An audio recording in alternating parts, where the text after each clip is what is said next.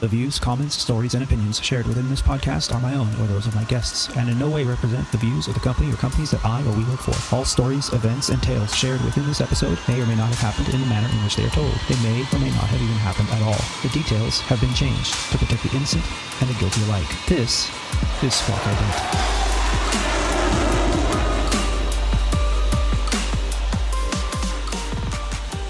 You're listening to Squawk Ident, an aviation podcast dedicated to the journey and the challenges surrounding the life and career of Aviator Tony, his co-hosts, and his guests. Together, we will explore the many pathways to an aviation profession, the realities of what a professional aviator can expect in today's marketplace, and we share many stories along the way. I'm your host, Aviator Tony, an airline pilot currently flying for a legacy airline with close to 20 years on the flight line. This is episode 52 of Squawk Ident, recorded on the 5th of August, 2020, from the Aviator Sound Studios from somewhere in Southern California. On today's show, I'm joined by Squawk Ident crew member and co-host Rob D., who has taken a break from pouring money into his new yacht to join us today.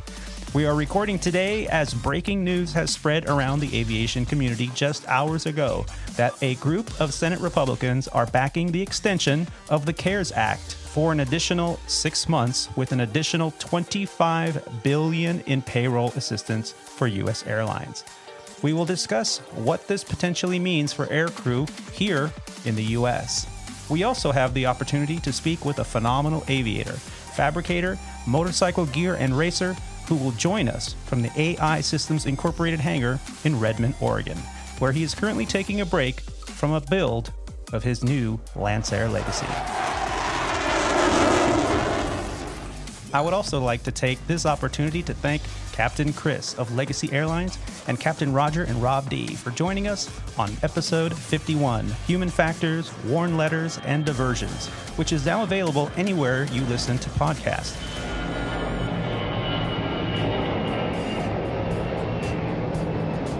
To help me kick off Flight 52 of Squawk Ident, allow me to introduce my Squawk Ident co-host. He is a former international and professional racquetball champion, a member of the 9G Club, an AMP and avionics tech, an RC aircraft commander, and a 737 pilot for Legacy Airlines. From his fortress of isolation, where he has a garage stocked full of toilet paper, hand sanitizer, and N95 masks. From somewhere in Flower Mound, Texas, help me and welcome me back to the show, Rob D. Rob, what's going on? What's going on, Tony? It's good to be back. Everything's well over here. Yeah. So, a couple days since our last recording. Have you been up to anything particularly exciting? Nothing particularly exciting. Just getting ready for my trip tomorrow. Got to start at 6:30 in the morning. So, as soon as I get done with this, I'm gonna hit the hay and get some rest before I got to be at work at 6:30 show. So 6:30 show. What's the trip? Yeah. So it's a 2-day trip. I've got an Atlanta turn followed by a San Antonio overnight. And then I got a one leg in from San Antonio. I'm in at like 7:30 in the morning and I'm done. So it's a nice, easy 2-day, 10 and a half hours. No thrills trip, hopefully. That's it. And driving home from work after a quick day trip is the way to go. Yeah, it'll be pretty easy. Well, I'm very excited today because also joining us from Hangar P of AI Systems Incorporated in Redmond, Oregon, a fantastic aviator that has been chronicling an aircraft build of his Lancair Legacy with daily vlogs and posts on his social media pages. He is a 737 pilot, a former Embraer 145 and CRJ pilot, a sport bike track, and moto vid racer. And now he can add aircraft fabricator to the list of talents. Please help me in welcoming to the show, Mr. Jonathan Gruber. Jonathan, what's up, man? Hey, just another long day here, creating dust and doing more sanding. You know, it's just so cool to finally get a chance to sit down with you. I've been following your vlogs now for quite some time. I find it amazing. And I think to myself every time, I'm like, man, this guy's talented. Look how knee deep he is in aviation, and he's building his own airplane. what do I do? I need to do something more, But I'm very excited to have you on the show. Welcome. Yeah, I appreciate you guys having me. Yeah, I was just looking. I've had 86 posts now, so that would be 86 days that, because I have been kind of religious about it. Every day that I've been working, I've done a vlog. So currently 86 days, and I think currently my average is about 9.5 to 10 hours of work a day. So that's already 800 hours logged, of building time. So it's kind of crazy, and I'm far from finished. Yeah.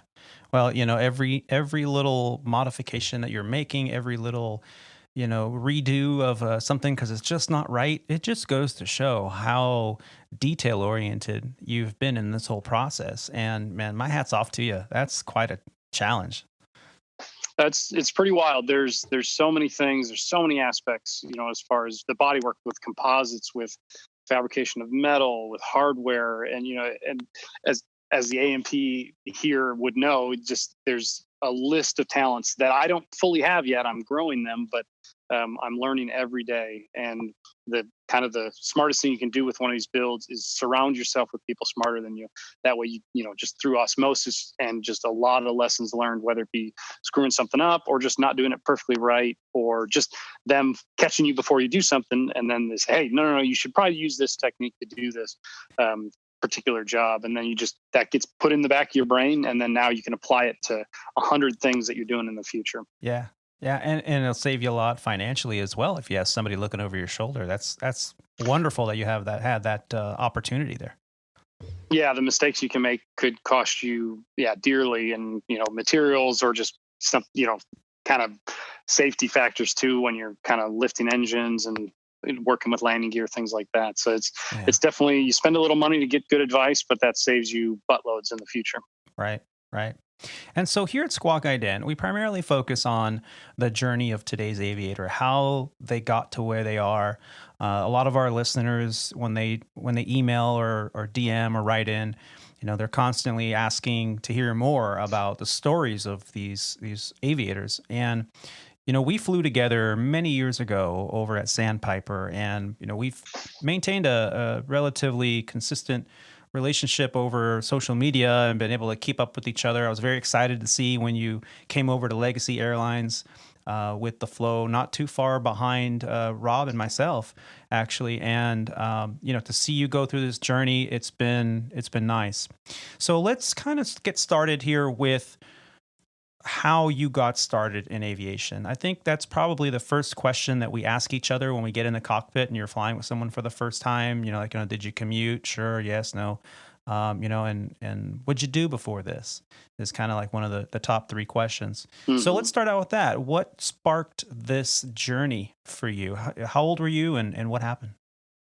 Well, the first time I was ever in a small airplane would have been probably when I was maybe 8 to 10 years old up in Alaska.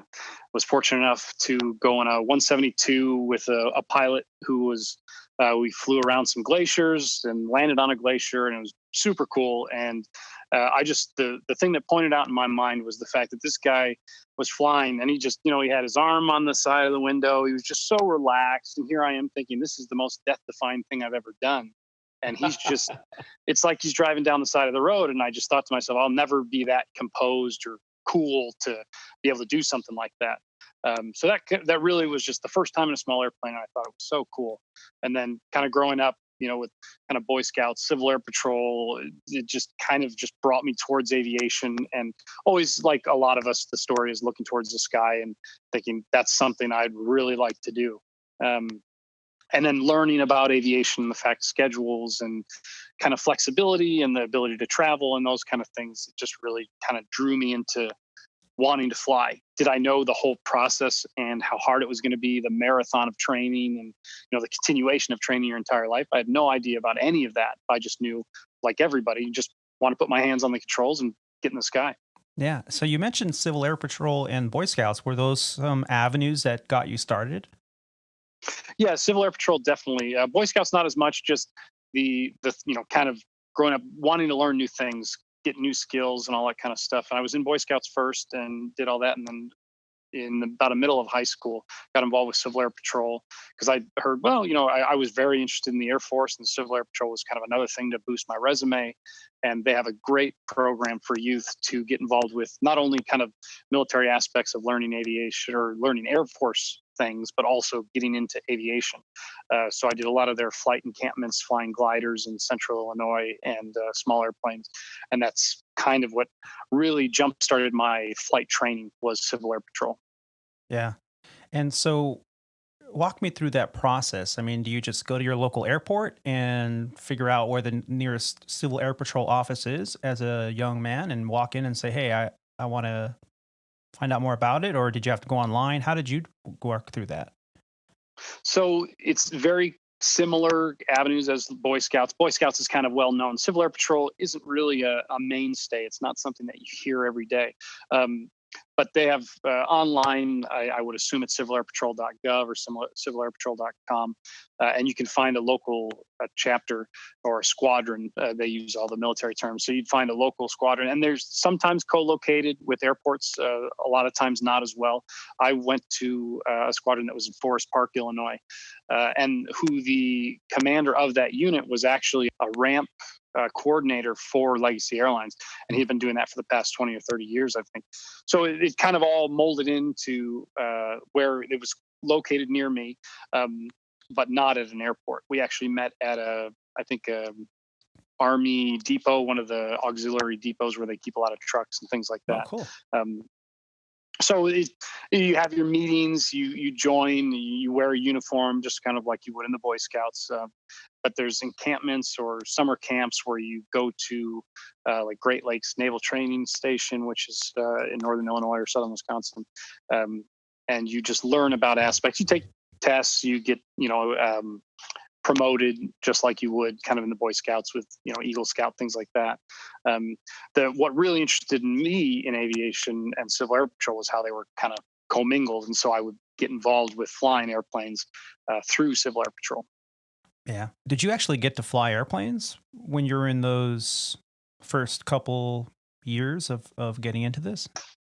Yeah. So Civil Air Patrol, it's not the first thing you do. It's kind of like the EAA, they do the Young Eagles where they give kids rides for free, things like that. But Civil Air Patrol, I kind of took it on just like I did Boy Scouts. It's, well, you want to advance through the ranks, you want to learn about the Air Force, and you provide service to your community and to the aviation community. After I was involved for maybe a year and a half, I was able to get involved with one of their flight instructors that out of Palwaukee Airport, or now called Chicago Executive Airport on the north side of Chicago. I was able to kind of get scheduled with him and started doing lessons, and actually completed my first solo through the Civil Air Patrol in one of their aircraft. So I'd say about a year after I was involved with Civil Air Patrol did I start flying with them. Oh, very cool. Very cool. Yeah, because I know a lot of people go, I go and right away I get to be an airplane. Well, it takes a little bit of time. And thank you for clearing that up. Yeah, it's an obligation. Yeah, it's an obligation where, it's one of the aspects of Civil Air Patrol. You don't just show up and go fly. There's a lot of other things that you do. Yeah. And so you did this, was it a couple years into high school when you kind of started getting into this? Yeah, it was about, I think, just ending sophomore year, maybe starting junior year, where I got involved. And I think by the time I was done with high school, I probably had 35 hours of flight time. Yeah. A considerable amount of flying. And it really gave me a leg up when I went to college to kind of have a good working background. I had a solo flight and all this kind of stuff. A lot of guys show up to college with, their license, but I figured I could do something. And that was at least get started and get past my solo. I see. And you decided to go to a college over in Florida, which was the Embry-Riddle Aeronautical University over in Dayton, Florida. How was that process? Did you just decide, hey, I'm going to stick with aviation and this is a really good school, is my best bet? Or was there some other story back there? So as I got interested in aviation, I kind of knew it's not necessarily that I knew I wanted to fly. It's just I didn't really 100% know what else I would do.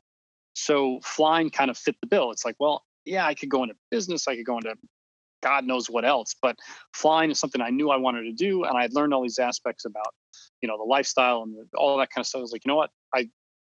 I was lucky enough to say, that's what I want to do. I kind of came to grips and said, this is what I want to put my energy towards. As far as college went, I was interested in the Air Force Academy and Embry-Riddle. And that's kind of why I got involved with Civil Air Patrol too, because, hey, if I want to go to the Air Force Academy, Civil Air Patrol is a really good start to kind of learn the Air Force and that kind of stuff. Yeah. So I applied to the Air Force Academy, also Embry-Riddle. I ended up getting physically disqualified from the Air Force Academy because I had some hearing loss in my right ear at the time. And so I was conditionally accepted, had my senator's nomination, things like that, but didn't pass the medical. And so fortunately, Embry-Riddle accepted me. And so I hate to call Embry-Riddle my second choice, but it was. But I'm so glad that it worked out in that direction. Yeah. And there was the Daytona campus in Florida and then the Prescott, Arizona campus, and, beach, spring break, dry, desert, speech, no contest. Yeah. It was pretty easy decision to head down there. Good choice. Yeah, I enjoyed my time down there, and it's a fantastic university. I give full support to the school.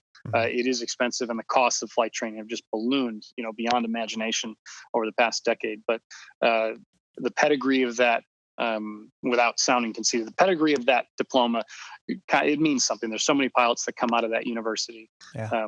I try and be honest. I mean, I'm just another pilot. You can get your pilot's license anywhere, but I'm very glad that I went there. Yeah, it's a quality establishment. They put out a very good product. Yes, it is costly. But when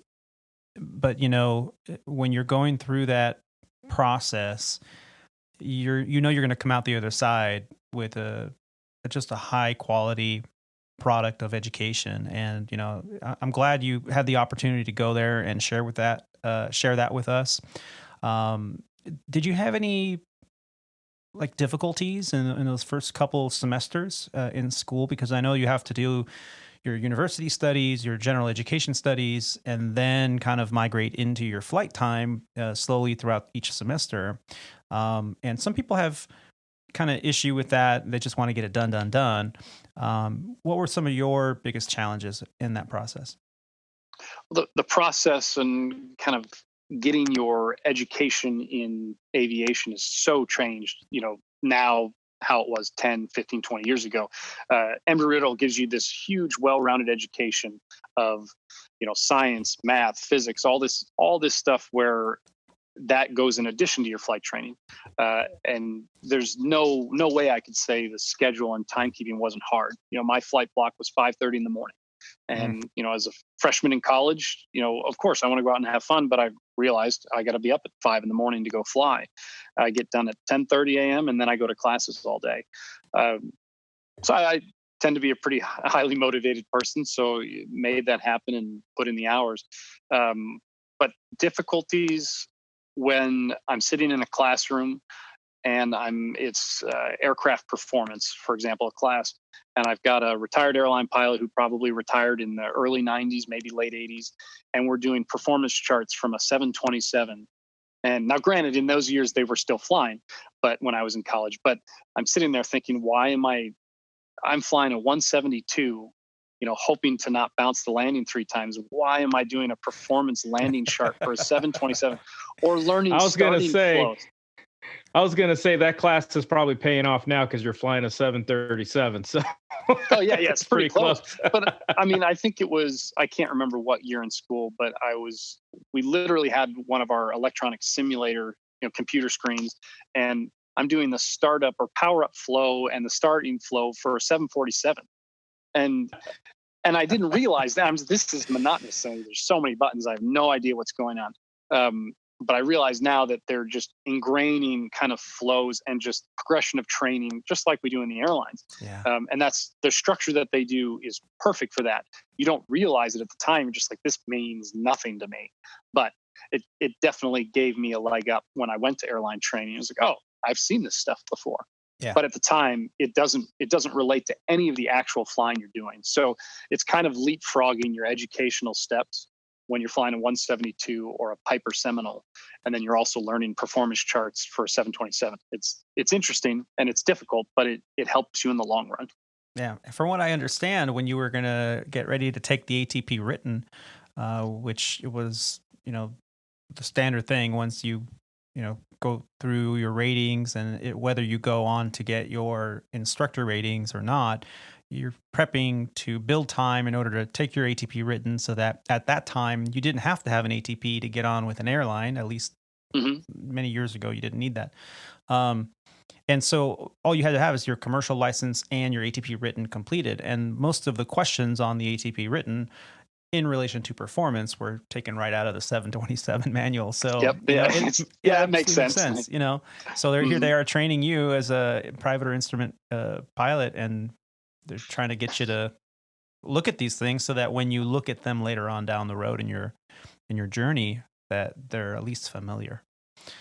So yeah, but a lot of people were frustrated with that. I've heard that many times. That, hey, why am I studying performance on a jet? I'm just trying to go. Get that. We're looking at this small, picture, right. And but it was hard, when you're there to fly. Your goal is to fly airplanes for a living, and sure, you have your flying lesson, you have your ground lesson, and then I got to go do English. Well, hey, if you want a bachelor's degree, you have to have a well-rounded education. Absolutely, and that's part of it. Yeah, that's part of it. So, just one thing you have to accept. It's just you got to do it. Right. So you did 3 years there. Any shenanigans in Daytona that you can share? Daytona shenanigans. I was part of a fraternity, Phi Delta Theta, Rush Phi Delta. I will plug them. A fantastic organization that got me involved with so much community volunteering, obviously a large social group, and a huge network of people that I can call and do anything with and just hang out with anywhere in the country, actually anywhere in the world, which is a really cool aspect. And I was there in 3 years because I was actually, I worked extremely hard while I was there. I was able to graduate in 3 years. So I held at least 2 jobs most of the time I was there as well. So shenanigans were rather low. I'd be the guy showing up to a party at 11:30 p.m. because I just got off work. And all I wanted to do was go to bed. So it was hard to get into too much trouble while I was down there. But definitely got into motorcycles really hard when I was down there, and that was a lot of fun. Riding the beach for spring break and all that kind of stuff. There's bike week, there's race week. There's a lot of fun to have in that town. With that being said, I'm glad I went to college there, but I would never want to live there now. I had my fun. I don't need to go back. Yeah, you get to a certain age in life, I think, when you start feeling yourself think things like, hooligans, get off my lawn. You probably shouldn't be in a town like that. But it was a great place to go. And it was a great atmosphere just because everybody else at that school is there for the same reason, whether it be electrical engineering to design airplanes, whether it be, be a pilot, whether it be business management for airlines or an air traffic controller. I met my wife there who's an air traffic controller. So she originally went to design cars, but she decided air traffic control is really her calling, and it's worked out great. So that would be the one shenanigan that I found my wife there. And, so. Yeah, well, nice. That's a good one, And it's fantastic. It's nice to have a spouse that is in air traffic control, because then she'll track your flights and be like, you're clear direct.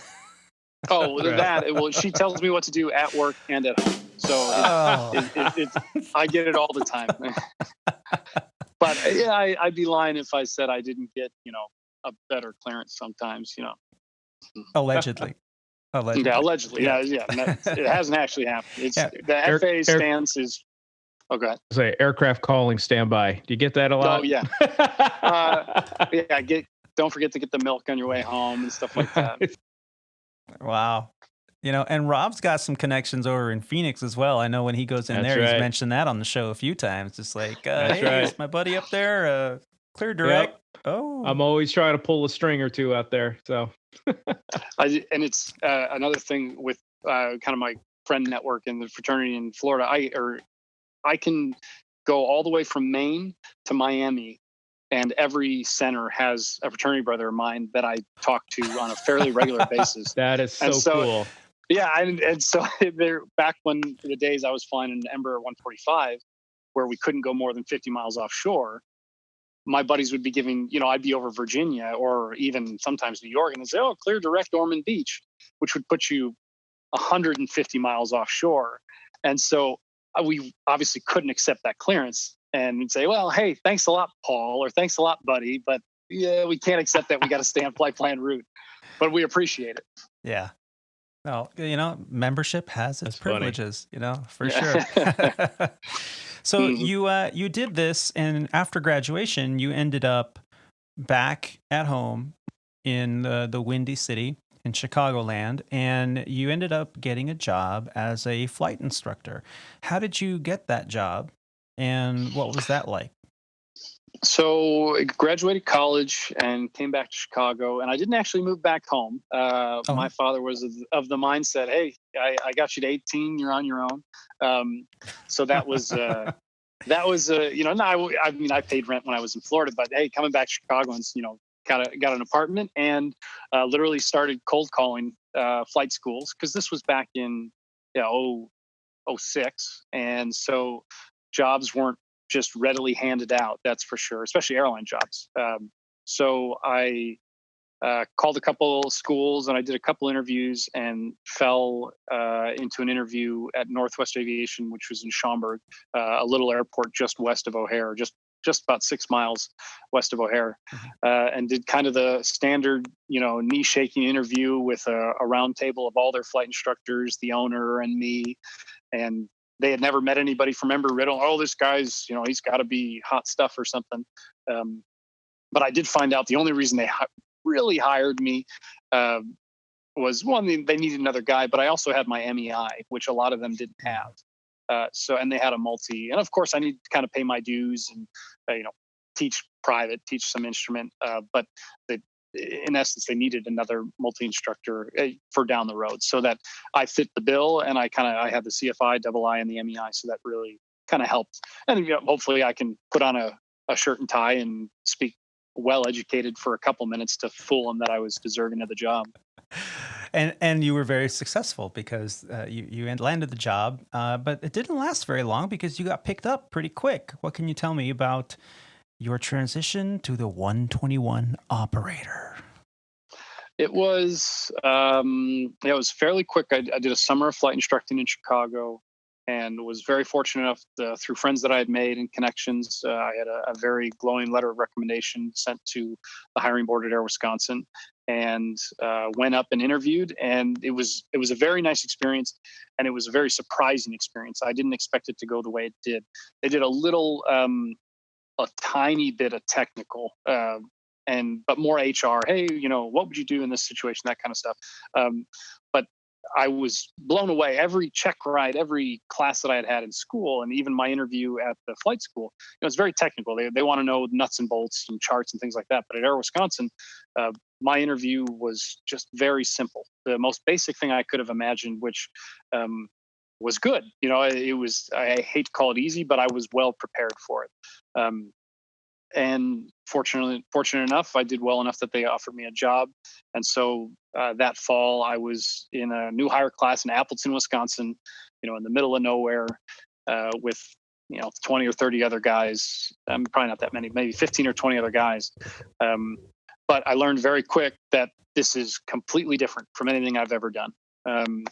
Embry-Riddle trains you kind of like an airline would train you, which is helpful, but still it's different. The fire hose that you get of jet systems and all that kind of stuff is far more complex than anything I had flown before. And if you don't take it seriously, you're not going to make it. And so Yeah. it's not a college atmosphere. It's, hey, you're getting paid to be here, act like it. And which of course I did. But not everybody made it through class because of that fact. Some guys are going out drinking, or they're just not taking the studying seriously. You're getting paid to be here. It's your job. It's what you've done years of training for. So do it. So that was kind of the biggest thing. You see people fail in school, but that's because they're young and they haven't grown up yet. But when you see somebody fail as a kind of a grown adult, it brings a different meaning, and it kind of proves to you, hey, I'm here because I want to be here, and I know I need to work for it. Was Air Wisconsin the only carrier you applied for, or did you apply at other carriers? At the time, I believe Air Wisconsin was my only resume that I had out, and I got hired with 657 hours total I was time. going to say, what were the minimums there? So 650 and one or something. Oh, I had 58 hours of multi. I didn't even Wow. have 100 hours of multi. Yeah, it was crazy. I mean, like I said, I had a very good connection there, and my time was low. And I was working on getting multi time every day I could. Yeah. But I was fortunate enough to get picked up pretty quick.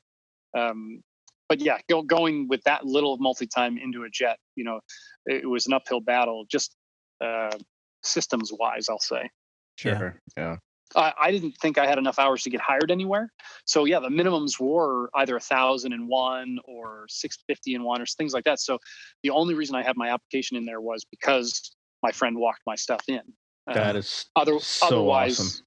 yeah, I mean, it was wild. And, just like we've all been at a flight school, you've got 10 instructors in a room and you see Billy get hired and it's the happiest and ticked off you could be at somebody. You're like, oh, when's my chance? And so how long was the process from the time that you handed your resume over to your friend and he walked it until the time you were actually sitting in class? I would call it less than 2 months, maybe around 2 months. That's still pretty good. Pretty fast. Yeah, it's pretty fast in those days. And yeah, I absolutely am completely fortunate on how that worked out. But I mean, as we all know, networking is the biggest factor in trying to get a step ahead. And I was 21 years old when hired at my first 121 carrier. Which was cool. But, I had my whole plan set. I was going to upgrade at 23 at the bare minimum age and ATP would allow you. I was going to be hired at Southwest at 25. I had this whole plan. Oh, yeah. Yeah, you have one of those plans too, huh? Yeah. Bang, zoom, wow. Yeah, I think I'm on plan F or G. Yeah, I'm at double letters already. Double A, double B. Zulu. Turn left on Zulu. Oh, so you got in at a very young age, and you got on the CRJ. It's a great aircraft, especially when you're transitioning from general aviation to come into a 121 operation. The CRJ is going to have all the basics: your glass cockpit, your multi systems, your FMSs. All the going to be up there at 37. What was the max ceiling on that? 38,000. Oh, I wasn't told this was going to be a quiz. No worries. But 41,000, but Air Wisconsin op specs would only allow us to 39. 39, yeah, because I know there was a particular carrier that in Los Angeles years ago, we're talking 8-9 years ago, took a CRJ 200 to try it out at max service ceiling and ended up doing a high altitude stall and had flamed out, I think. No bueno. Yeah, no bueno. FAA didn't like that very much. So always respect the manufacturer and your airline's limitations to service ceilings because they're there for a reason. But yeah, so you got on with Air Wisconsin, weren't there too long because you ended up at an airline that we have in common over at an airline that we call Sandpiper Regional. Now, Sandpiper was for the longest time one of the largest regional airlines in the country, with multiple bases around the entire country from coast to coast, flying a myriad of aircraft. When you got on there, what was the reasoning behind changing carrier? I mean, you're already established, you got a pretty good job, and you're, building time in the right seat. What caused the change? So I got hired at Air Wisconsin, and then in October of 2006. And then they hired maybe two classes after me, and then they stopped hiring. So I was, very bottom. I maybe had one or two guys beneath me in Philadelphia. I was living in Chicago, commuting to Philadelphia. So obviously that's a strain, being the new guy, bottom of your city, and then commuting to it. I was ready reserve, and they had kind of the hot ready sitting at the airport for 8 hours a day. So not great. And Air Wisconsin, how they use the ready reserves was completely opposite of other regionals, where their ready reserve is the last guy they use. And so I never flew. I think in the 10 months or 11 months I was there, I want to say I got 117 hours, if I'm remembering right. Wow. Yeah. And so I wasn't flying. And so I thought, well, hey, here's Sandpiper. They're a huge airline. They've got 5 or 3 times the number of pilots or 4 times the number of pilots. They have, 17 domiciles where Air Wisconsin had 3. And then they had failed to get new contracts, like 2 or 3 contracts while I was there. So I hate to say the writing was on the wall, but I just said, hey, I want to live in Chicago. I want an airline that's based in Chicago. And so that was a huge reason. And then also they were hiring. Sandpiper was hiring pilots where Air Wisconsin wasn't. So I decided to make the switch before I went on second-year pay. I didn't want to get a pay bump and then go back down to first-year pay. Yeah. You put your app out, and did they just, was it the only app that you put out there? Was it Sandpiper, or did you? Nobody walked that one in, did they? No, I didn't have, I had nobody that walked me. I probably had generic letters of recommendation, but I had no specific people walk that in for me or anything. I just put it in on airline apps, I think, or whatever the standard was back then, or I can't remember. That's what the one I used. Yeah, airline app. Yeah. And then I got a phone call within a couple weeks, probably because I was 121 would be my guess. I was coming from another airline, but I got a call in a couple weeks, did the standard interview, and got a letter to get hired. And it seemed like a no-brainer for me. Yeah. And not having to commute, we've said it before, be prepared to commute if you're just starting out and you get a job at your first 121 carrier, because you're more than likely not going to be able to live in base, and you'll need a crash pad and all these things. But, normally, eventually with time, 6 months, a year, maybe even a year and a half, you can start holding a line that's commutable, or you can transfer out of base and go to a base that's a little bit closer for you, if not in your home base. And life gets better. But you saw the writing on the wall that it just wasn't going to happen. And so you went to fly for an airline that was in base. You could drive to work. I mean, that must have been a complete night and day experience for you. So with Sandpiper, was Chicago your first domicile then? Was that available as a choice through training? It was. One of the main reasons I wanted to come over was because they were hugely advertising, hey, choose your base, come to Sandpiper, and we'll give you your choice of domicile. So, I mean, Air Wisconsin was never going to get a Chicago base again. Right. For at least 15 years. But foreseeable future. Yeah. So it made sense. Hey, and when I interviewed, I said I'd like to be in Chicago. They said you will get it, and so it just made sense. Now, of course, 3 years later, I ended up moving out of Chicago because of my wife's employment anyway. So I commuted, but the main reason coming over was allowing me to be at home more. Better quality of life. There's guaranteed better quality of life. Yeah, I think we totally get it. Yeah, totally get it. And did you find the process getting hired over at Sandpiper the same as what you went through with Air Wisconsin, or were there some differences there you like to talk about? Much bigger airline. Sandpiper obviously was the little brother of Legacy Airlines, and so it was much more structured. We got all the kind of trimmings that Legacy had in regards to computer systems. The whole ecosystem was a lot more formal. With Air Wisconsin, you used kind of some third-party websites for scheduling and things like that, where Sandpiper really kind of had it locked down, for better or worse on some things, but a much more strict training department with much higher regiment, which is good and bad, but definitely a more formal environment being in a Legacy training center, things like that.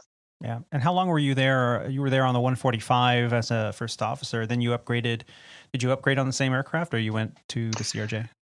So I was 8.5 years as an FO, not that anybody's counting, and probably not as long as you guys. But when I upgraded on the Canadair, the CRJ 700 that we had in Chicago. Much smaller fleet, but it was I bypassed my first upgrade on purpose because I was a senior FO. I wanted the quality of life, and then weird timing. I actually displaced myself into the captain's seat in order to not get a seat lock. Nice. So that was kind of a fun bidding game when all that went down. Because I took the CRJ 700 displacement as a captain, knowing that if I didn't like it, I wasn't seat locked. I could bring myself to the 145 as a captain if I wanted to do that. So let's talk about that. You bring up a very good point, and I really don't think we've ever taken the time to explain that on the show. So when you work at an airline, it is very much a seniority-based promotional standing. So, you get hired, you're at the bottom of the seniority list, you get reserve, crappy schedules, and as your seniority builds, as more and more people come into the job under you, and the company grows, or more and more people retire or leave off the top, you move up in seniority. That allows you to gain better domiciles, better aircraft, whatever works better for you. You just have to kind of figure out what your formula is and do your best to obtain that. Now, when it comes time to becoming a captain, it is not a merit-based promotion. It is a promotion 100% relying upon your seniority. So if your seniority is halfway or so up the list of the total number of pilots, usually they'll have a vacancy that pops up. You'll get a notification via email or whatnot saying, hey, there's going to be a big vacancy bid. Everybody knows what their seniority is and where their standings are because your quality of life depends on it. So you skipped over your first opportunity to upgrade on a vacancy because, like you said, you wanted that quality of life. You wanted to be at home and have the line and pick your schedule and whatnot in your vacations. And then you mentioned that you waited until you were displaced into the left seat. Now, what's the difference for our listeners? What is the difference between being displaced versus filling a vacancy? So essentially a vacancy or a preference, I'm here and I want to be here. So I put in a preference that I want to go to that other place that I want to be. And if my seniority can hold that, I'll be awarded it because that's what I wanted. So that would be our vacancy bid for promotions. In other times when, let's say an aircraft is going away or we're downsizing an airline or schedules are reduced or anything like that, and they don't need as many pilots in a certain position, they'll displace pilots. So if there's 100 pilots flying an Embraer, but the company says, well, we only need 90, that means 10 pilots are going to essentially lose that spot and they'll be displaced into another airplane or another domicile or another seat, whether it be first officer or captain. So that's kind of my situation where they were reducing a size of my fleet in my city. And so I used that opportunity to say, well, hey, if you're going to take me out of the right seat of this airplane, why don't you put me in the left seat over here? And that was my first option in the bad direction, the displacement direction. Well, it just so happened that I displaced from first officer to captain, which isn't a common thing. It just kind of how it worked out in my scenario. Yeah. So a displacement, I guess the simplest way to put it, a displacement would be your backup plan, where a preference would be your goal, where you want to get to. That's right. Rob, have you ever been displaced out of a seat or airplane? Just out of a base. So I was upgraded initial, and I had New York or JFK, and then I bid for and was awarded Chicago, and then we had the bankruptcy, and I was displaced back to New York because there wasn't enough, didn't have enough room for me as a captain in Chicago, but I could hold captain in New York. So that was a displacement. I had that as a displacement preference in there. So you displaced out of a base. To New York. Yeah. Yep. Yeah. Yep. So just ended up having to commute to a different city. But, throughout that whole process, I think we talked about it a long time ago. I was close to like the last 10 guys as far as being the junior most captain in the company for close to a year. Yeah. There's no upgrades going on. So airport standby, I know what that's all about. Yeah. Yeah. I was very fortunate around that time. I've mentioned it before, but for any new listeners, I went through a process where I was given a captain upgrade class as my very first preference. And I was given a class date and we were all excited, after all these years, finally it's happening. The company's growing. This is great. And then that upgrade class, about a month into it, it got pushed back a month, 30 days. And I thought, oh, that's weird, but it happens. Maybe they're just, inundated over there at the training center. And, then that turned into, oh, the parent company's declared bankruptcy. Oh, your class has been canceled. Okay. So now Ouch. What, but it only took about 6 months to the credit of the powers that be, and I ended up getting a preference bid awarded into a left seat, same aircraft in the Embraer, but it was the New York base. So I was commuting LA to New York to be the number 2 from the bottom for 8 months. I think I was home 3 days a month because I burned an entire day commuting, getting in close to midnight, hauling my bag over to a crash pad in Queens, New York, and to ride the public transit in the morning to get to JFK to sit airport ready at 6 a.m. Wow. And they wouldn't call you. 9 out of 10, they wouldn't call you. So I did 8 months of that. Was rough. Yeah. JFK was rough because the operation was so small there. Yeah. You know, they rarely use you. And sometimes they bus you over to LaGuardia. But it was very rare. Yeah. And I had somebody beneath me, one person beneath me, who his crash pad was across the street from LaGuardia. So I knew that he really needed that more than I did because I was halfway in between the two, being in Kew Gardens. So yeah, I did 8 months of that, and then I got a voluntary vacancy award for Chicago, and that Chicago LA commute's not too bad. So I've been very lucky that I've never really been displaced out of seat, or anything like that. So, but thank you for clearing that up. So you did a great move there by seeing the opportunity to be displaced as an upgrade, and that, like you said, it is relatively rare. You had a long time there over at Sandpiper. Have you had any exciting flights that you'd like to share with us that you had to contend with?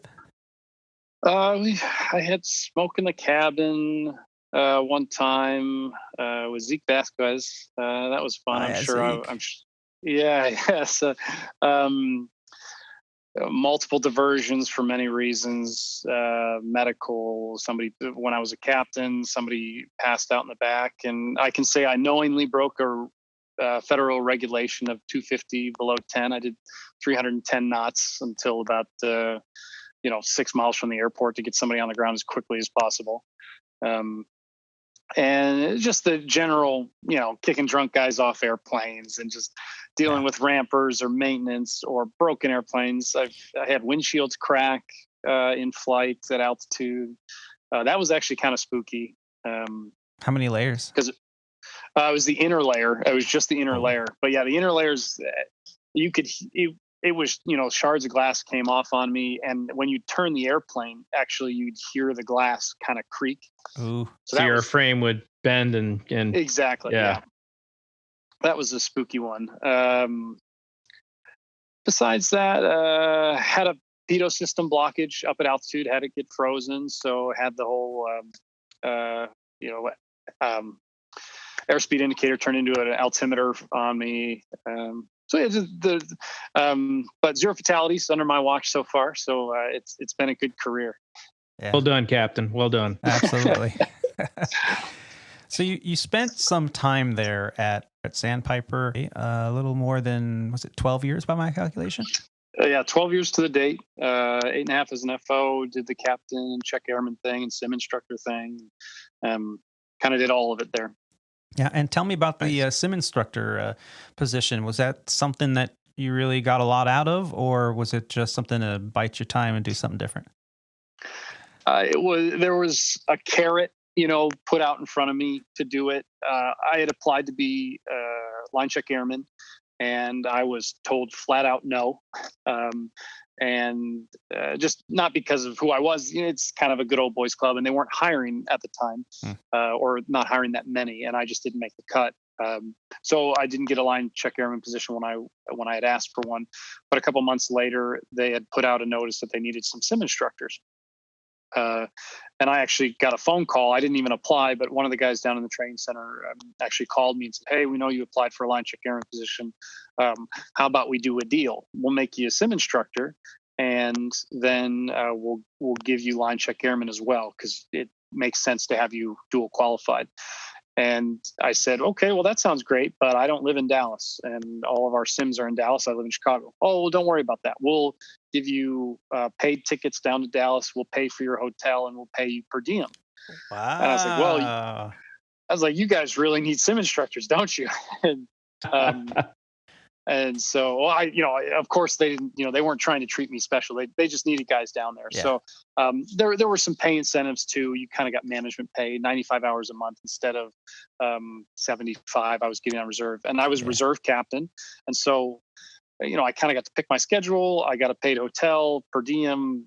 So financially it made sense, and of course, it's a good resume booster. And I became a line check airman, which I wanted to do, and it also got me off reserve, and I enjoy instructing. And it was a rewarding experience. I will give it that. There's so many times where it's so frustrating being in the instructor seat, watching guys fail after you just brief them on exactly what they're going to fail on. But it was rewarding. I'm sure guys would say I was a jerk sometimes, but I'd like to say I was fair, and I enjoyed what I did. Yeah, I think all three of us have filled those roles, at least the check airman role. Yep. One of the most rewarding times in my career so far, hands down. Same here. Yeah, you're in good company in that respect. So speaking of being out there on the flight line, and you've got a new hire in the seat next to you, and they've been qualified. The FAA has type rated them. They're blessing in the aircraft. They can fly it, revenue and all, and they get in the airplane and they're like, wow, now what? This is real. This isn't a sim. There's no pause button here. What's the most probably nervous student that you've had, and how did you handle it? The majority of, so I would say the last year and a half that I was at Sandpiper, the majority, I'd say 70 to 80% in the sim, and then 20%, 30% doing line checks from the jump seat, or I did a lot of captain upgrade, IOE. Mm-hmm. So I had only maybe one or two new hire FOs, and those guys were nervous, but they were on the ball because they were giving it their all, energy and everything. It was like a puppy. They're just a ball of energy, and they didn't know where to put the ball. So I didn't have any real issues with new hires. I had more issues with captain upgrades. Really? Because it was probably the most frustrating part of when I was a check airman or an instructor. The captain upgrades were just like all of us. We sat for a first officer for how many years? And now, granted, these guys were upgrading in 4, 5, 6 years instead of us, much longer. But or 2 years, even less. Because when I was, but need I say more on that? But these guys would be in the left seat, and let's say, for example, in Chicago, I had a student, an upgrade, who was a CRJ FO. He was now a CRJ captain, and like you said, the FAA, or Sandpiper's designated pilot examiner, said, yep, he's good to go. He can fly the airplane. Then he comes to Chicago to do IOE. He had been in Chicago. He had been in the CRJ for a number of years. So he should know the airplane, and he should know Chicago. Well, just the blinders went over his eyes, and he had no idea what he was doing. And that's really frustrating to see as somebody that's just come out of the simulator world, that he's flown the airplane before, he's been in this airport before, and he has no idea what's going on. And so you try and guide them through it as best you can. And my hands are tied to a certain extent. I'm in the right seat, so there's only so much I can do with the airplane on the ground as far as taxiing and things like that. But I won't say any names, of course, but at the end of the day, I think we did 4 legs, and it was so bad that I negated his IOE and said, you're done. We need to send you back to Dallas to get more training in the simulator. It's not that it wasn't safe. It was never unsafe. It just wasn't valuable training in the aircraft with revenue passengers with the time constraint. Right. So it's terrible. And I'm sure you guys have been there, but it's terrible to have to tell someone, I'm sorry, you're nowhere near good enough. And I have to send you backwards. You have to climb back up the stairs. Yeah.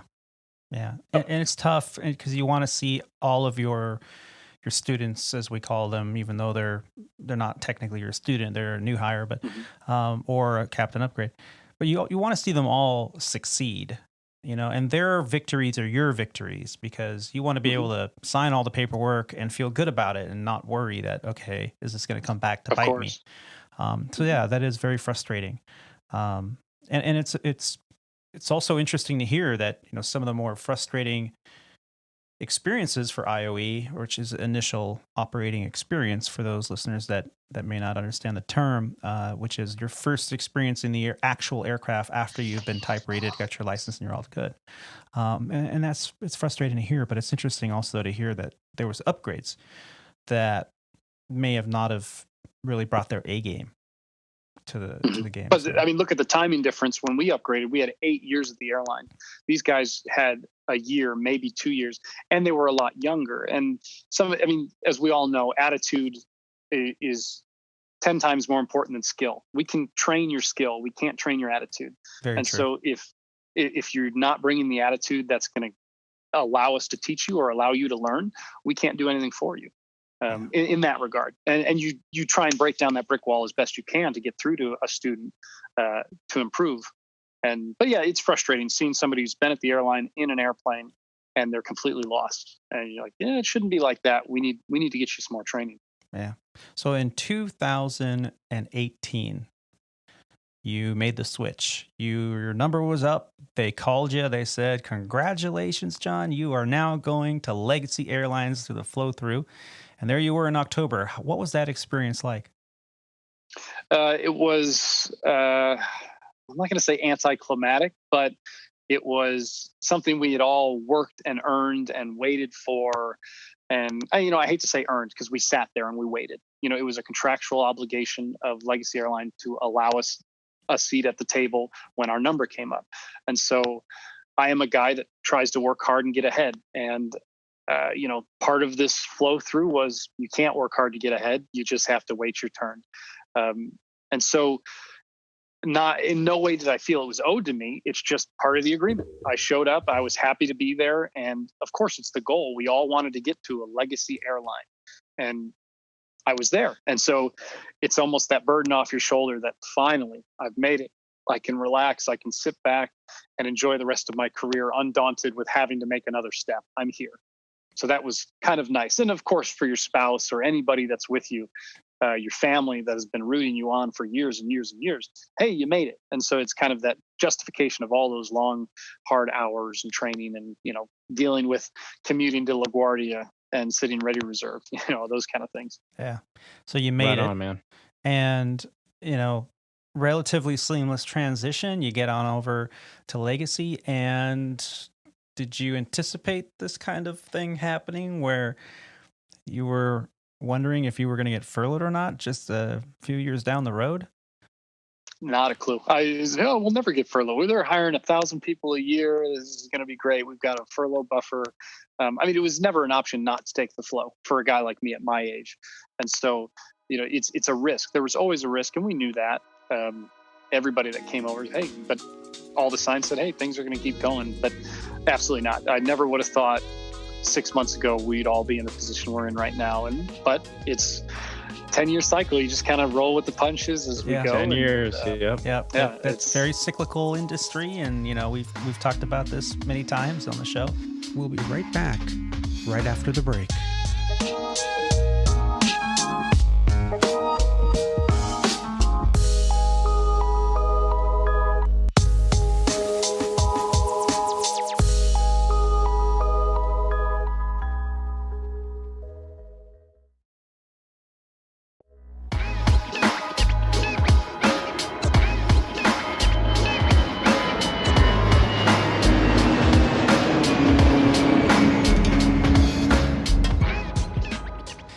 Just have to kind of dig in and roll with the punches, and hopefully you've made smart financial decisions where you can wait it out. And we got some news we're going to talk a little bit about a little bit later, but first I want to talk about that beast right behind you over there. So tell me how you got into this idea that you wanted to build your own airplane. So the part of kind of my airline career, we were all first officers and we were all stagnant for a long time, and aviation was getting a little stale for me. And my wife kind of noticed that and was nice enough to get me a flight lesson in a helicopter. and dumb move on her part because I really enjoyed it. And so now I have to go get my helicopter's license. And so, little did she know. So, but then it was so nice of her, and it reignited my passion for aviation in general and general aviation. And so since that day, general aviation became a huge part of my life, and actually part of our lives. We fly together all the time. So that's the beginning of the story, which is 7-8 years ago, and which kind of culminated in me buying an aircraft. I joined a couple of fractional ownerships of small airplanes, but I bought an RV6, a Vans RV6 from a friend of mine 2.5 years ago. And it's an experimental aircraft made by Vans. It's a side-by-side tail dragger. But every time I'd go somewhere, someone would be, hey, that's a sweet RV6. That's really cool. The next question was always, did you build it? That was always 100 people. I'd say, hey, sweet RV6, did you build it?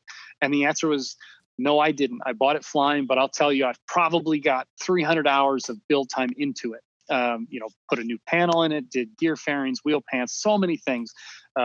But my name wasn't on the data plate. I was not the manufacturer of the airplane, which was okay because I bought an airplane knowing that I didn't build it because I wanted to fly. My interest is flying, and that's what I do for a living, and that's what I do for a hobby.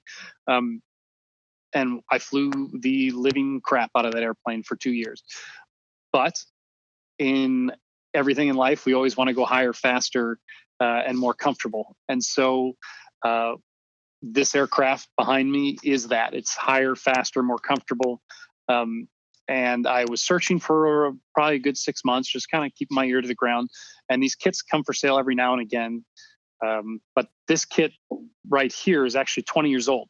And I was able to find this kit for sale through a broker, or a broker was selling it.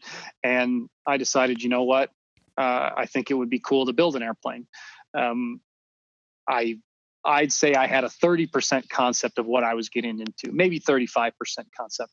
But so I knew I wanted to have smart people around me, but I also wanted to have my name on the airplane. I wanted to be integrally involved in the build. I wanted to do the building. And so when somebody asked me, hey, that's a really sweet Lancair Legacy you got there. Did you build it? Yes, I did. And so that's kind of the culmination of that is, I'll tell you what, I enjoy flying more than I enjoy building, but I really enjoy building. So that tells you how much I enjoy flying too. Yeah. That process though, as well. I mean, you're learning as you go and you're developing new skills that are going to last you a lifetime. And who knows what happens if we all end up being furloughed for a period of time. I think there might be an AMP certification around the corner there for you, buddy.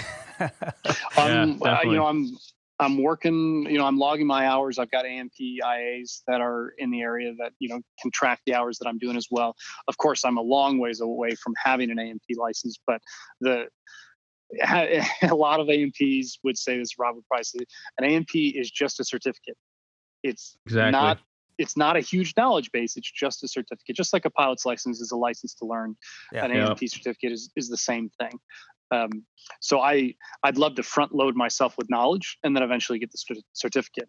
The beauty of building this airplane myself with assistance is that with my name on the data plate, I'll be able to do all the maintenance to this airplane. So I'll never technically need an AMP or an IA to do any work on this airplane. I'll be able to do all of it. Nice.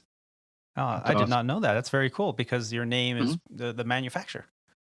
Correct. Yeah, I'll have what's called a repairman certificate for the specific aircraft. So this tail number or this serial number of aircraft, I'll be able to do the conditional inspections, otherwise known as an annual inspection for the certified aircraft world.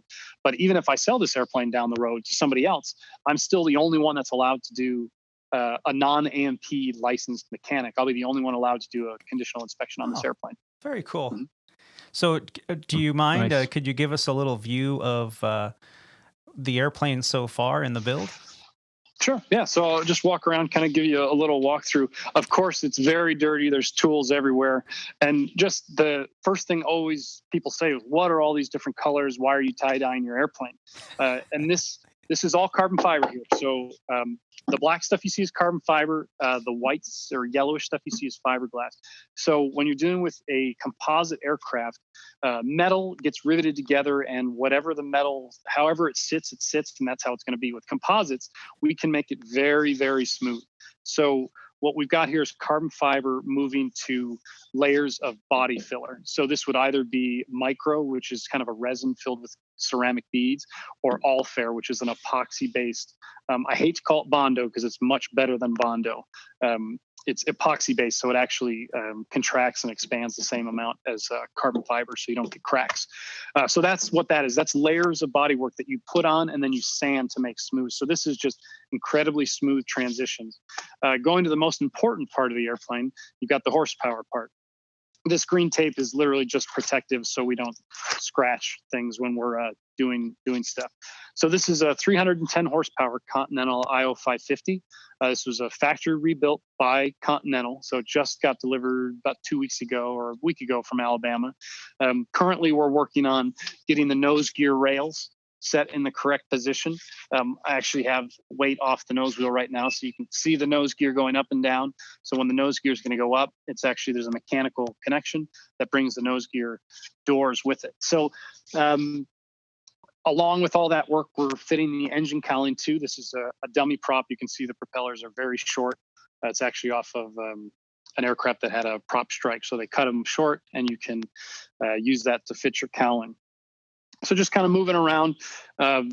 Inside the gear well, we've done a lot of work with hydraulic lines, sequence valves, and then actually painting the inside to make it look nicer and protect against hydraulic fluid. And you can see more of that body work, and created a baggage door. This is kind of a specific thing we did for this airplane. It's not standard. Instead of just having a window here, we did a lot of work to make a baggage door so you can get into the back a lot easier to put your bags and things like that. Once again, more just fiberglass and carbon fiber. Just dirty as heck, but all the structure that's going to eventually be covered with avionics, interior, all that kind of stuff. And we've got the tail over here, and we've got the plane on what's called a rotisserie. It's on a tail stand, and then in the front, the rotisserie, you can actually rotate the aircraft upside down. And some of the vlogging I've shown being able to do that, and it allows you to work on the bottom of the airplane when you've got it flipped upside down. So very, very cool to be able to do that, but it's it's a lot of work. Yeah. Okay. Mm-hmm. Will that aircraft be pressurized, or it will? No. This aircraft won't be pressurized. It has on the canopy that you see behind me, there's actually going to be an inflatable seal that goes along the rim of the canopy. So that'll keep out a lot of noise and low frequency vibrations and noise. But no, not pressurized at all. I'll be able to go up. I'll have oxygen for this aircraft because I'll be able to go in the 20s. I probably won't. I'll probably keep it in the mid to high teens. Gotcha. Unless the weather predicates me going higher or something like that. Gotcha. Yeah. Yeah. So are the specs on the aircraft going to be true to the original legacy specs for the? Hopefully better. I mean, these kits were produced 20 years ago. This specific kit was made. Most of the parts were made in the Philippines, and I want to say it was September of 2000 that this kit was delivered. So this thing's been sitting here for 20 years. I mean, literally 20 years, and it hasn't been built. It went through the initial factory builder's course of 2 weeks where they kind of put the spar in, the wing, and some major important things that the Lancair factory wanted you to do in-house, so you couldn't screw them up. That was kind of the major deal. Like closing out the fuselage is actually two pieces, and it's bonded together in the middle, and you can see the line in the middle. That's actually where it's bonded together. So things like that are done in the initial factory build of 2 weeks. So the original owner of this kit did those 2 weeks, and then it sat for literally 20 years until I bought it this past April, I think March or April. So how much fabrication do you have to do yourself? I mean, it comes as a kit, so I'd imagine like the basic airframe and all that stuff is there, but like hydraulics and electrical? I mean, is that all part of the kit, or do you have to actually fabricate a lot of that stuff yourself? So, as the EAA would classify, it's not what do they call it? A scratch build aircraft. It's a plans build airplane. So there's manuals that say, hey, this is where your hydraulic line should go. This is where your fuel line should be routed. And you stay true to most of that. But once again, this kit's 20 years old. Technology has changed drastically, and materials has changed drastically. And how they designed it 20 years ago isn't always the best. And new techniques have been found, better techniques. And so there's hundreds of examples where you look in the book, and the main guy here, Fred Hadlick, who owns AI Systems, and why I'm out here, he's got all this knowledge of 20 years of working with these airplanes. I'll be looking at a chapter and say, okay, well, I need to do this, this, and this. And he'll come over and say, no. That's not how we do it anymore. You want to do it like this. Because just the design has changed, or even after they made this airplane 20 years ago, there's been updates on how a structural piece should be set in. Or, for example, the nose gear over center link used to be 7 inches long. Well, they found out that it needed to be longer to help the system go over center more. So instead of 7 inches, it's now 7 inches and 1/8. And that just 1/8 inches makes a big difference in how the nose gear and the rigging and all that stuff. For sure. Exactly. And there's 3 different iterations of how they do the inner gear door actuator system and different springs, or the nose gear door actuator with the upstop. Those have all been updated because they realized as the years of this airplane flying, there were fail points.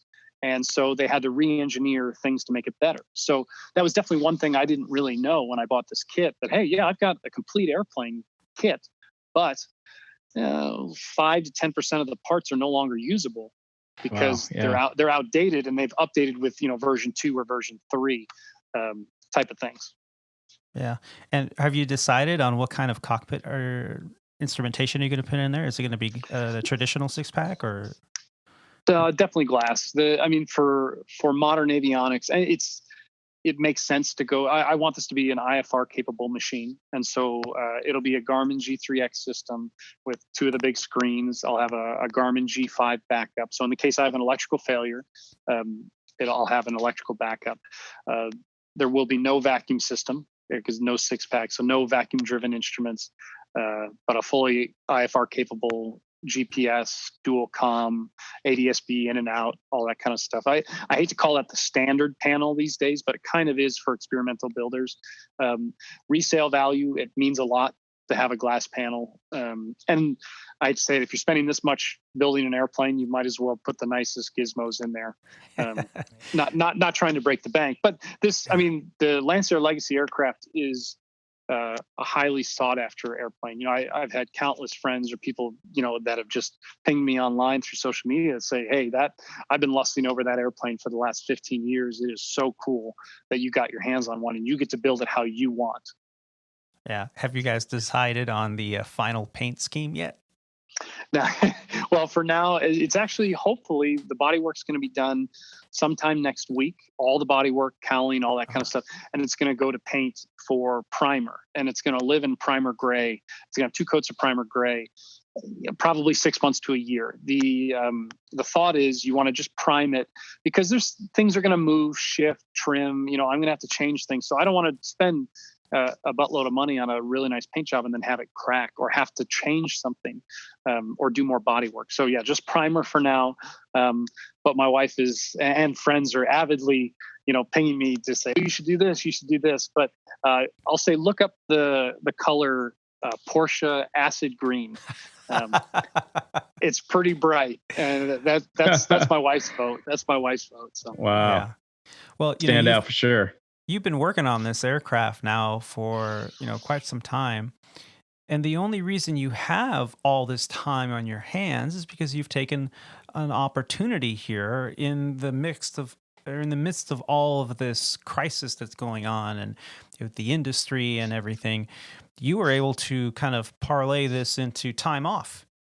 What can you tell me about that and the decision that you made to take the LOAs and what was the process like to achieve those?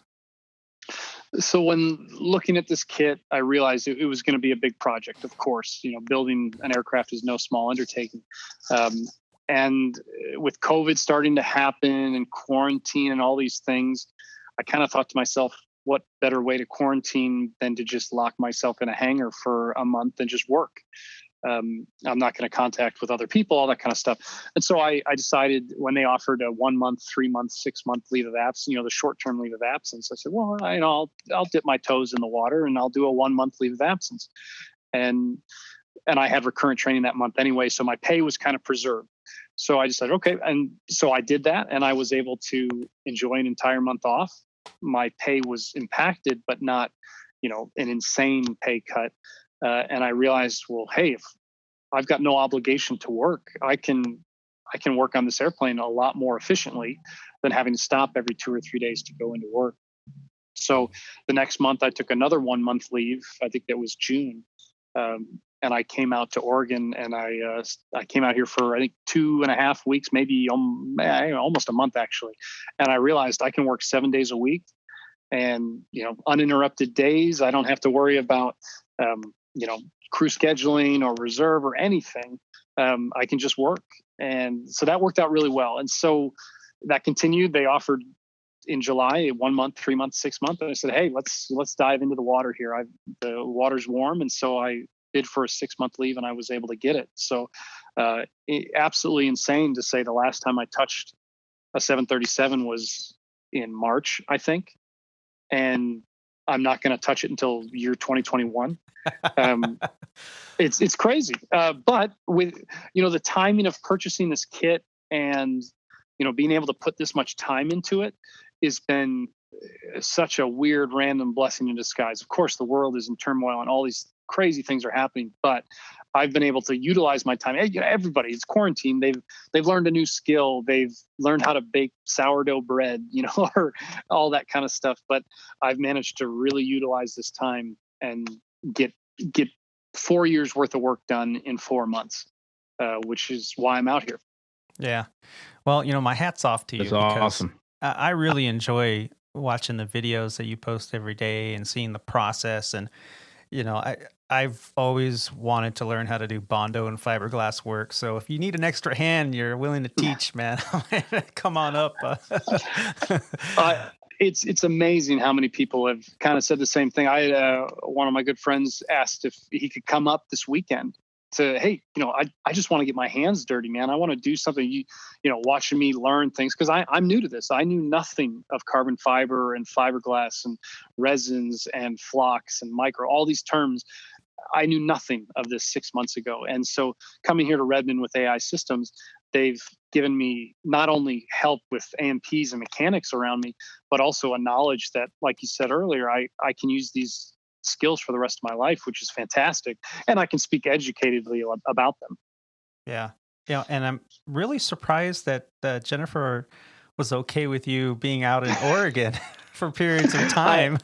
Oh man, I've had a couple of friends mention that too, and even Fred, the owner of this place, is like, you know what? No way. There's no way my wife would let me do that. And I have a very special support from her, and she knows that the only thing I love more than aviation is her. And so, as a close second, she really understands that this is important to me, and she gets it. She knows that I'm out here because I'm learning skills that can be used to finish this airplane and, for other things in life. And she wants to go flying. So the faster it gets done, the faster I can come home to her and take her flying. So that's also important to her too. But her support is huge in this, and it is unique that I could say, see in a month or see in 2 months, and she's okay with that. It's mark cool. My words, every day that goes by is going to be a check mark, and she's like, he owes me this and he owes me that. Oh yeah. We'll take a nice vacation once we're allowed to again. Yeah, for sure. So, lately we've been talking about how the CARES Act is going to expire here on October 1st. Even in the last show that we recorded just the other day, we were talking about how many thousands of pilots were potentially going to be without a paycheck. And, we've been off and on with emails and text messages and Zoom meetings with unions and company management on what's going to happen. What are some ways to fix this? And Rob, you were fortunate enough to spend some time today on a Zoom call with the Legacy Airlines union that they had a conference speaking about a new option that they're thinking about putting on the table to help prevent massive furloughs, at least at Legacy Airlines. What can you tell me about what you learned? Well, the details are still kind of fuzzy in my mind, even though I sat 3 hours and listened to the Zoom call. There were a lot of questions that were asked, and some of them were answered. There was a lot of questions that were really good questions that the board just did not have an answer for. So, needless to say, basically, the furlough mitigation solution with what the union came up with is basically 3 parts. One is a permanent leave of absence, kind of like what we already have in place, with different kind of metrics. So it allows few more people to be qualified for the permanent leaves. And honestly, I couldn't tell you all the exact, but basically it comes down to like a point system. So if you're with the company a certain amount of years and a certain age, you get to a certain point, you're eligible for the permanent leave. And there's some financial incentive to take that also. And I don't remember exactly what it was because I didn't even qualify, and you and I don't qualify. Yeah. So the details on that was just kind of went in when you're and out the other. But there is something available. The other LOA or letter of agreement that they presented was a 50/50 option. So basically, you're on 1 month normal schedule and you're off the second month. So basically, you bid the schedule and you this would probably be pretty good for John. Work a whole month, earn a whole month of pay, keep your benefits, pay for all your benefits, and 401k gets matched and everything, and they contribute. And then the second month, you're completely off, no obligation to the company or whatsoever. So that was pretty good. And there's a couple of other little caveats to that, but that's basically the gist of that LOA. And then the third LOA was a 0 line option. So basically, you will be a line holder with 0 flying, and that is also a great option because you still get to keep your benefits and all the travel and everything. But keep in mind, you're not getting paid, so you will have to pay your own benefits out of your pocket. However, the nice thing about that particular LOA was that you can actually pick up any open time, or a pilot could actually, you can trade, not so much trade, but a pilot can drop his trip to your line. So basically, if a pilot had posted a trip for a drop, that you can pick up his trip. So that was a nice thing to have. There was definitely a lot more details to the 0 line, I forget what they call it. I think it's called the 0 line flying thing. But that's basically the gist of the whole 3 things. And the important thing though is that you have to bid for something. So if you bid for nothing and you end up getting furloughed, you're just furloughed. But if you bid for the 50/50 option, they would give it to you only if you got furloughed, or you would get it no matter what. No, so if you bid for it and they were offering that many 50/50 options that it got down to you, you would get it. So if you didn't bid it and it got down to you, but because you didn't bid it, it went to the next junior person to you, you would get furloughed. The person below you wouldn't. So that's kind of tricky because if you think you may get furloughed, you might go for that. And then the guy that's at the bottom of the list that didn't bid for anything, maybe he doesn't get furloughed at all.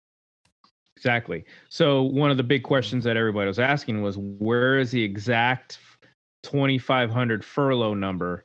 Because they came out with an April 17 hire, and actually had a guy's name with the seniority number.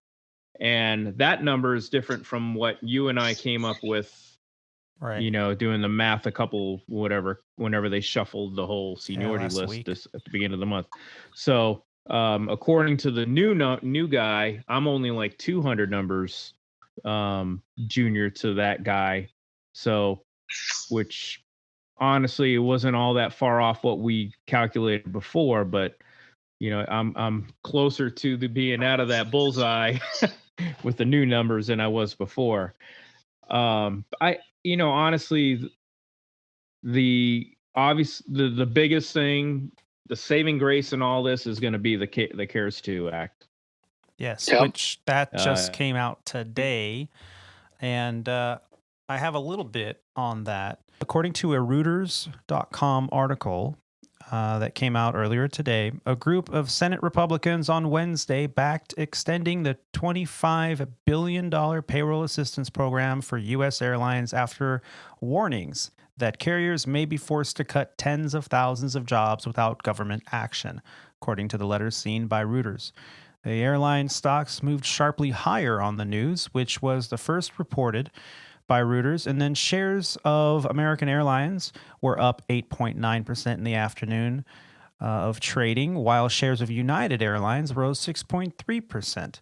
So the article goes on, and I'll put a link in the show notes for the article that I'm referring to, indicating that this is going to extend the CARES Act 6 months. So instead of October 1st... Yeah, there was a speaker from the National Legacy Airline National, I guess you want to call it, that was able to give his spiel about his feelings on the CARES 2 Act, and there was a lot that was said, and he made some pretty good sense. It was kind of refreshing to hear him talk after all of the doom and gloom LOA stuff that we've been hearing or been waiting to hear, and then finally hear it. And then if you have the same sentiments as I did, I was kind of like, man, this isn't as good as I thought it was going to be. So when forgive me, I don't know any names, so I'm not even going to guess them. But when he spoke, he basically had a lot of confidence that it's going to pass. Judging by just backed it up by the article that you just read. And another thing, he went on to explain that obviously if the CARES 2 Act is enacted, then that would, cancel out all the LOAs that we just talked about, which is great. And that would it cancel them out or just postpone them? It kind of makes them mute to use in the future? Yeah. So I guess that's a poor choice of word on my part. Yeah, they would postpone them for sure. And so basically the CARES Act would extend the current CARES Act for 6 more months. And I forget where that puts us, but I think it's somewhere April 1st, I think. April or something like that. So, the whole intent of the CARES 2 Act is to, obviously keep people employed and not furlough. And hopefully, with the way things are going with vaccines and people hopefully getting back to normal, that we'll get more people flying again. And, we won't have to furlough or go through any of these LOAs. And then another great point that he made was that, it was kind of a blessing in disguise for our company and union to actually wait this long into the process to actually come up with these LOAs. One reason was that all the other companies already have something in writing and they're already enacting those things. And if the CARES Act 2 comes in, some of the strings that are attached with the CARES 2 Act may not make those companies eligible because of the furloughs and all the stuff that they're already going through. Oh, wow. For the CARES funding. Yeah. So, he said he's obviously, doesn't know all of that stuff in detail, but there's a good chance that funding won't be available to some of the companies. And somebody brought up the idea of getting the CARES 2 Act, getting the CARES 2 funding, and also trying to file for bankruptcy, or not getting the CARES 2 funding and filing for bankruptcy. And he said, well, think of it this way. If you don't accept the CARES 2 funding and then you go apply for bankruptcy, they're going to say, well, we had money available to you. Right. Well, why didn't you take it? Right. And now you want to renegotiate all your contracts. Well, It would that's lower the credit that rating. money was. Yeah, the company for sure. It would ding them a couple points there, and that's probably not something that they want to do. So, it's interesting to hear all of the options that we have to us, and I know that it goes well beyond the scope of aviators out there. I mean, we're talking sure does. about how many pilots are going to be on the street if furloughs start to be a necessity, but we haven't even kind of scratched the surface on the number of the other departments, flight attendants, mechanics, gate agents, customer service reps. It's far-reaching for sure. And that's just within the company. Then how many others will be affected? City employees and everything else. So, and I think that a 6-month extension would really help, because I think by then we'll be a little closer to having this whole thing kind of calm down, a little closer to having a potential vaccine or a potential immunization towards this thing. And I think more people will start to put in place the safety protocols that will make it a little safer for us to be out and about and not under this lockdown. And also think about the LOA that John's on, the voluntary short-term leave, and then also the permanent leaves. All the guys that didn't qualify for permanent leaves, now in 6 months with the extension, there's a lot more guys that would qualify for that, because there was an age minimum for that. So now that's going to add to the qualified people who can take the permanent leave. Plus, you're going to allow the actual guys that are retiring 6 months more retirements to go through. So there's a lot to be said with this new CARES Act, that how it'll help us. So, we'll have to see. I'm looking forward to it. I hope it comes, because I don't know, man. It hasn't been voted in yet, but the fact that so many Republican senators are backing this plan really is going to be a huge turning point, I think. And in the days what happened, John? Did you get a Lancair bite there in front of you? Yeah, I did. I walked into the horizontal stab earlier this week. I scraped my nose on the gear door rail. Yes, stainless steel is and aluminum. Ugh. I got to tell you, when I was a crew chief in the Air Force, and I worked on the F-111 Raven, the Aardvark, and the F-16, which they call the Falcons. We call them Vipers in-house at an F-16. We call them Vipers. So if anybody came into the to the break room with something like that, we'd be like, "Oh, you got a Viper bite, huh?" or a Raven bit you. Yeah, I want to say there's at least 2 or 3 places in this plane where my and one other guy's blood is in it, and go to watch. No. That blood stays. You don't wash that blood off. Blood, sweat, and tears, baby. Yeah, that stays at the plane. Yeah. You got to go out there to buy some pool noodles and start putting them on all the sharp edges and stuff like that, so you don't hurt yourself. Yeah. I got green highlighter tape on that. I gave myself a solid black eye. Oh my God! Wow. Yeah. Yeah. Yep. All right. And as long as you don't break an arm or something crazy like that, you can keep working. Yeah. Yeah. Just put some Windex on it, you'll be fine. Oh yeah, there you go. Yeah, I think I've only drilled into 2 fingers last week, and you're sanding every day, and you're sore. Power tools are only for the morning.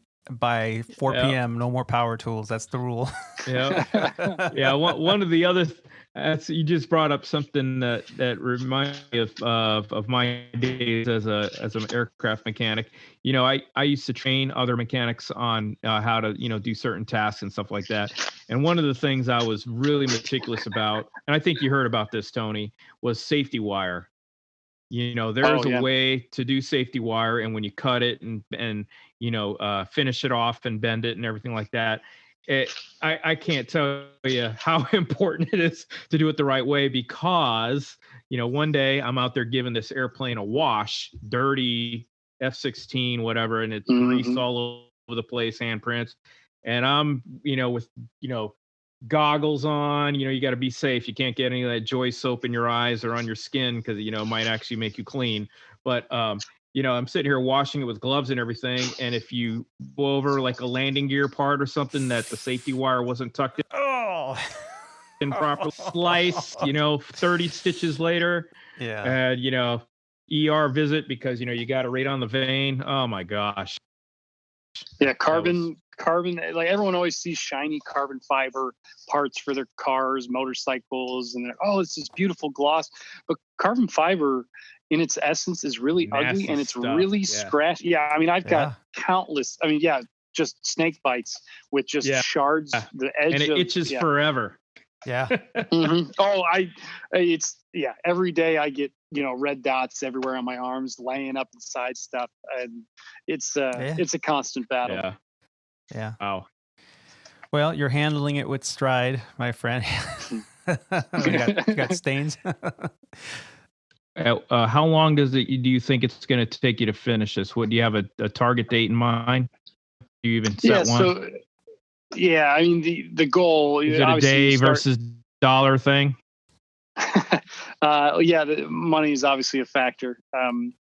Fortunately, the big ticket items are mostly purchased. The engine, the propeller, the airframe, and then a lot of the work out here is going to be kind of wrapped up here in the next couple of weeks. The last big ticket thing is going to be all the avionics, all the Garmin avionics, wires, electronics, stuff like that. So I'll say the majority of the finances are committed to this. There's still, obviously, there's always more to go. And I was going to say, the avionics, is that something you're going to actually install yourself, or is that you're going to have an avionics shop do that? I'm going to be doing that. Nice. Gotcha. Yeah. So once again, I've got a good friend in Chicago at my airport that is well-versed in avionics, and he's built a bunch of RVs, and he helped me with the majority of my panel, my RV6. But no, we'll be, I and him, he'll be kind of showing me all the tricks and stuff. So I'll be building all the harnesses and doing all that kind of stuff. So, and I'm going with a 24-volt system in this airplane for better reliability, better engine starting, things like that. So there'll be some nuances. I'll be running 2 alternators, but single battery. There's still a long ways to go, and I'll be vlogging those every day. Even when I get back to Chicago. I mean, I've been going every day I'm out here. Once I do get back to Chicago, obviously I might take a day or two off to spend with my wife.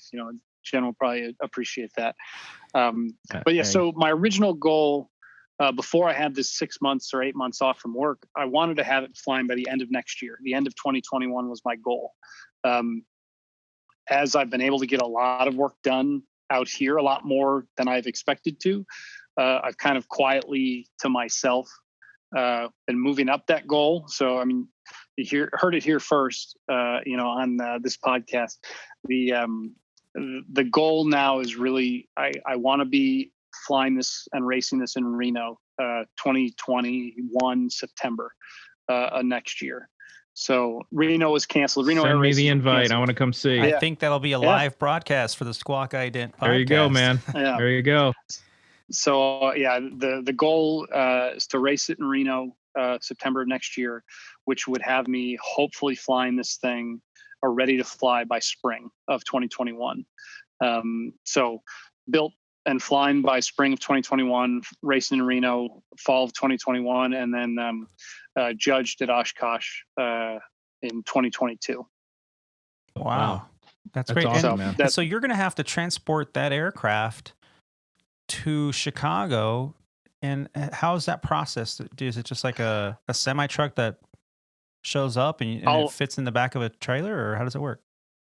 I'll be driving it myself. So once it goes through paint, as you can see here, the wings on this airplane come off. And so there's a large spar that has two bolts that hold it to the fuselage of the airplane. So that can come off. And then I've got a cradle for that. So that'll be easy to put into the back of a large 26-foot moving truck. And then the fuselage will be on that rotisserie I talked about earlier. And then that'll be suspended in the air on a slight angle in the back of the truck.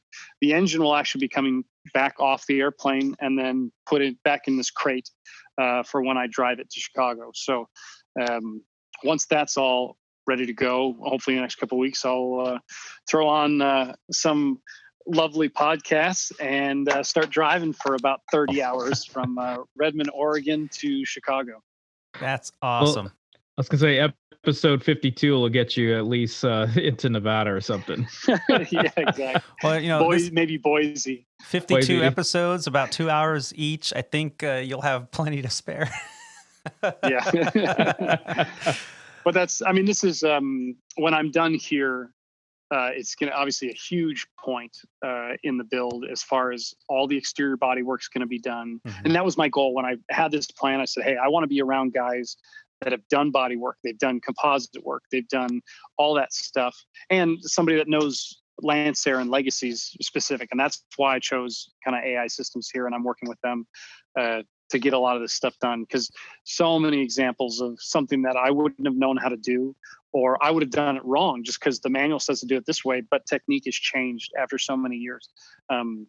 So it's nice to have that. And then when I go to Chicago, I'm going to have a plethora of friends, avionics guys, AMPIAs, guys that just know a lot about aircraft maintenance, building, racing, all that kind of stuff. Because the goal of this build is to have a fast, comfortable cross-country cruiser for my wife and I and friends.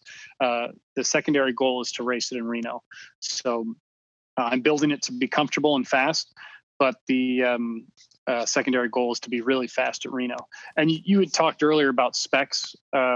When this airplane came out, they had certain speeds and altitudes. And so just kind of throw out some numbers, my goal with this airplane is 240 knots. That's my goal. And I think that's very achievable with what I'm doing. But I'm also only just a normal, a naturally aspirated engine, not turbocharged. I don't have high compression pistons because I want reliability. I want this thing to be very reliable and usable all the time. But I still want to get as fast as I can go with this, with this particular airplane, which I think I'll be able to do. I think 240 knots is really attainable, but you got to set a goal, a timeline and a goal on performance. So that's what I'm set up for now. Wow. Well, I wish you all the best, and hats off to AI Systems for working with you. I'll put a link in the show notes so that anyone interested in finding out a little bit more about them can do so. At the bottom there of the show notes, there'll be a link. Okay. And can people check you out on Facebook or Instagram? Yeah. So, on Instagram, my build, every day that I build, I'm doing videos and pictures, short descriptions of what I'm doing. I try and throw time-lapse videos in there. Also, I do a lot of explaining of certain things and some terminology, and I'm learning as I go too. Fortunately, I've kind of got that angel over my shoulder watching me to make sure that as I learn, I'm doing it in the right way. But I try and convey that education onto the audience as well, because I think that's important. As I learn, I'd like everybody around me to learn. And fortunately, I've got some really good feedback from people saying, they really enjoy watching it. They like learning about these things. They may never do it in their own life, but they really enjoy being a part of it, whether it be virtually or, I have too many friends that want to help with the airplane build when I get to Chicago. And as I'm sure Rob knows, too many cooks in the kitchen sometimes, especially, I say, hey, you're more than welcome to come help, but it's going to be hours of boredom by 5 minutes of me asking for wrenches. Or, hey, go sand that for the next 5 hours. Oh, my arms are tired. Yeah. I don't care. Keep going. Yep. I know. And where can they find you on Instagram? What's your handle? Yeah, so Lancair_Legacy is that. And then, I even forgot my Instagram. My Instagram name is, I think it's John Gruber 85. It is. John Gruber 85. But yeah, the airplane is being documented under Lancair_Legacy. And I share them both on Instagram and Facebook. when I'm doing them both. So I assume once I'm done building, I'll keep that account active to show kind of the life of this airplane as I fly it and race it and do those kind of things. And, and once all the sponsors start rolling in, the followers are going to just, the thousands, hundreds of thousands of followers, I mean, it's going to be hard to keep up with it. When you figure that formula out, please share it with me, because I've been at this for a while and it's just not happening. But oh well. Me and my humble small crew of followers. It's a weird game trying to do that. I'm doing it. The main goal is to document, and it makes me happy. It does make me smile to see people enjoying it and kind of coming along for the ride. It's pretty cool. Well, it's been wonderful hearing about your journey in aviation, how you got started, how your path took you through education, through jobs, through flight instructing to be a check airman, and now 737 pilot, having the time off in order to streamline your build here on this, what's turning out to be an amazing experience for you. And my hat's off to you. Congratulations, John. It's been a pleasure speaking with you today, and I just want to say thank you.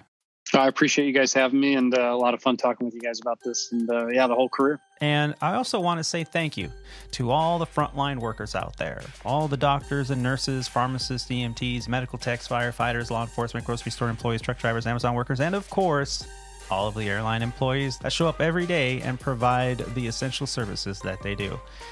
Now that we have good news coming through the line here in aviation, we want to keep that going. We want to thank aviators like Rob and John and Captain Roger that get to sit down and have these discussions with me and talk about aviation, this passion that we have for it. Are you enjoying Squawk Ident? Please review the show on your favorite podcast player and let us know how we're doing. We also respond to DMs and emails, so feel free to reach out and send us a line, a question, a thank you, or even a topic that you'd like to hear us talk about here on the show. You can do that by visiting our website. That's over at www.aviatortony.com. That's Alpha Victor, the number 8, Romeo Tango Oscar November.com.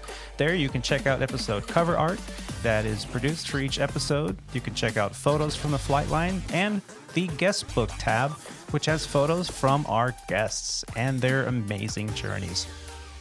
Facebook and Instagram users can search Squawk Ident Podcast, and YouTube and Twitter users can search Aviator Tony and Squawk Ident. If you're listening to Apple Podcasts or Spotify, it would really help us out greatly if you could take a moment and leave us a review. Make sure that you subscribe and share the podcast with someone who you might think would enjoy it. One final thank you to John Gruber for sharing his journey with us, and thank you for taking the time to listen to this grateful aviator. Keep the dirty side down, be safe, and take care of each other. See ya. Adios. Ciao.